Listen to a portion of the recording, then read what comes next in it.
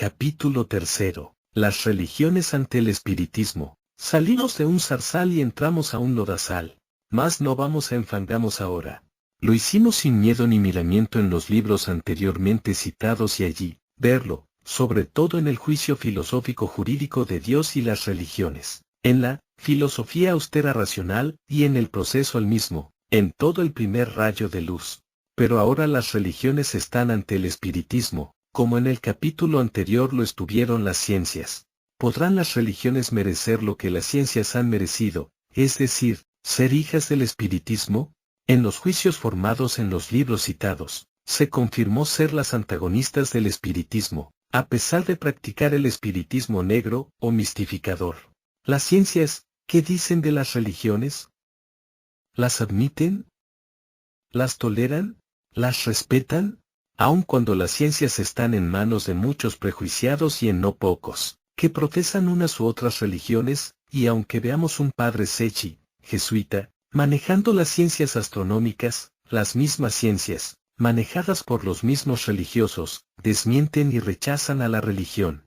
¿Qué nos importa que recen el credo con la boca, si con los hechos destrozan y deshacen la religión?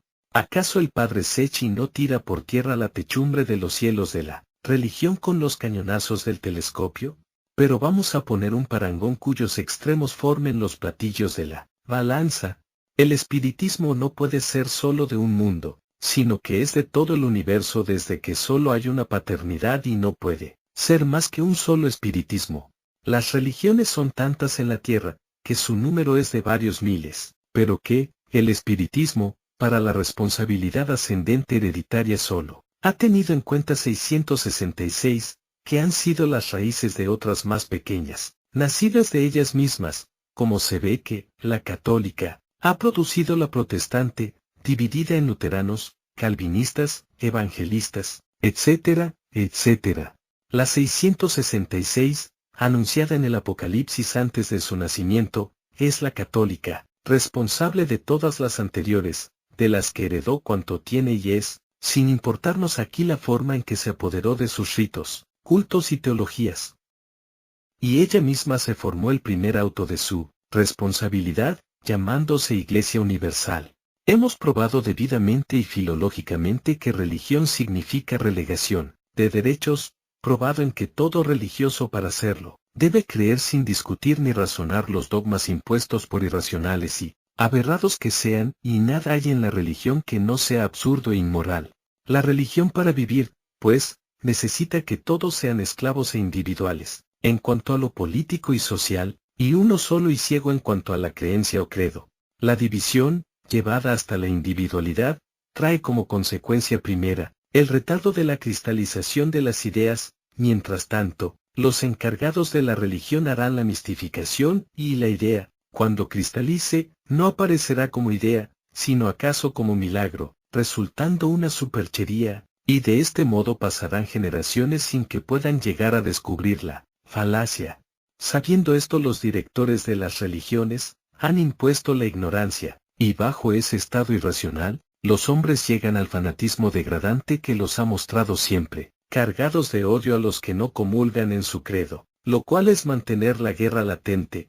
La creación de reyes y reyesuelos sería su sistema político para dividir la tierra en fragmentos, con lo cual ninguno estaría seguro, sino en la sumisión servil al pontífice. El rey, sumiso, participaría en los movimientos y las ideas que formarán partidos, y el pontífice excomulgaría a los afiliados, que serían el blanco de los fanáticos y aprovecharía la debilidad de muchos, ofreciéndoles prebendas, y el partido sería partido en muchas fracciones, como se ha visto en los republicanos y socialistas, malogrando así los frutos de un ideal de conjuración de elementos, que debían de preparar la fraternidad humana. Hay un secreto, que las ciencias no pueden ver, que es la causa de todas las divisiones, pero que el espiritismo lo ha visto desde el primer momento, y no lo toleró, ni lo consintió. Lo aguantó y lo contrarrestó con las mismas armas del detractor, desbaratando todos sus planes. Pero tendría que luchar más y se retardó el triunfo de la fraternidad. Ese secreto es, visto el nacimiento de una idea liberal por el Consejo Espiritual de la religión católica por ejemplo, ven la consecuencia inmediata de su derrota y corren a salvarla, encarnando una pléyade de espíritus de los suyos, que militarán, por ejemplo, en el socialismo, y serán los vocingleros del ideal, con la palabra, pero en sus hechos inmorales, serán el escándalo de los conscientes y habrá una división, dos modos de pensar, que pondrán la duda en unos y otros, y nada realizarán. De este descontento, reniegan los más conscientes y viene la anarquía, formando otra fracción que, en su estado híbrido y ante las injusticias, protesta valiente, pero los mismos socialistas, compañeros de antes, los rebatirán y la venganza se iniciará, no por los conscientes protestantes, sino por otros, de instintos criminales del mismo grupo de los negros, que para eso encarnaron, o también con el deseo de vengarse de sus mismos jefes antiguos, que los descubrieron, sus tiranos y verdugos.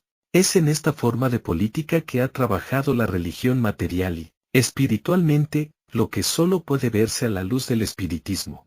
Pero una simple deducción de los hechos de las religiones, basta para formar los autos del proceso, para sentenciarlas de inmoralidad y causa de todos los desastres de los hombres. Finalmente, pues basta lo expuesto para formar el platillo que buscamos, debemos decir que la religión no es cosa, y no siendo cosa, no admite regeneración. La religión es sólo la necesidad de la impotencia del hombre en su ignorancia, de su ser. Una vez que su espíritu se ha encerrado en su alma embrionaria, tiene que dejar a los instintos de ésta y los de los cuerpos que se forma para cada existencia, que se sacien de su ley, sin cuyo saciamiento no es posible su dominio legal, ni hacer conciencia, y por lo tanto razón lúcida. El proponerse la religión, que al hombre lo fuerzan a tomar cuando no tiene discernimiento, a que el instinto tal o cual sea reprimido, negándole lo que la ley de la materia le da y que el hombre tiene el deber de tomarlo en justa medida, ocasiona el deseo continuado, que terminará por convertirse en pasión, acaso momentánea, que originará una catástrofe en el mismo individuo y acaso en la sociedad y no, se habrá saciado el instinto. La religión católica, por ejemplo, ha prohibido los sacerdotes y monjas, lo que inflexiblemente manda la ley de la creación en creced y multiplicaos. ¿Y qué consecuencias trae?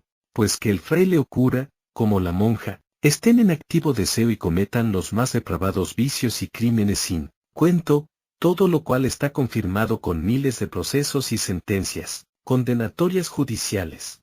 Las consecuencias sociales de esa prohibición irracional es la disminución de la población, millones de adulterios e incestos, y llenarse el mundo de prostíbulos públicos y privados y de salas cunas, que mejor las llamaríamos centros de degeneración, puesto que son, en general, regidas por esclavos religiosos.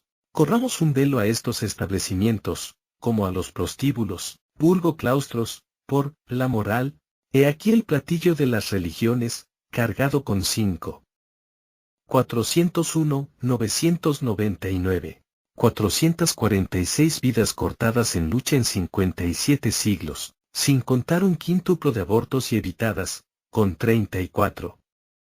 212, 663, 150 litros de sangre derramada por ellas, con todas las inmoralidades, agobios, miserias y odios que pesan en la tierra hoy, que no puede resistir más, con toda la corrupción y prostitución, focos de casi todas las enfermedades y con todo lo amoral y el desamor, que ocasionan esta catástrofe de la revolución social y universal que tenemos. A de portas, inevitablemente, salvo que el espiritismo trueque la catástrofe por un cataclismo geológico y atmosférico. El platillo del espiritismo tiene la moral perfecta, aunque relativa, en la fraternidad humana. La ciencia sus hijas, para que el hombre estudie por partes a la sabiduría completa de todo el universo, la luz, la fuerza, la potencia y el amor del Padre Creador, que aún no desecha a los autores del platillo de las religiones, pero como Padre, ha de corregir a los religiosos, por lo cual el espiritismo, en justicia, sin venganza, los acusa. Las religiones son la falacia, engaño, fraude y mentira, el gobierno de los ignorantes. El espiritismo es la verdad, la justicia y el amor, el gobierno del Creador. Las religiones pasan. El espiritismo es eterno. Las religiones son de un mundo. El espiritismo es de todo el universo. Las religiones condenan. Ese espiritismo corrige y salva. Las religiones, por fin, son los dioses. El espiritismo, el creador, Padre universal. La balanza está hecha. Pese quien tenga la razón clara,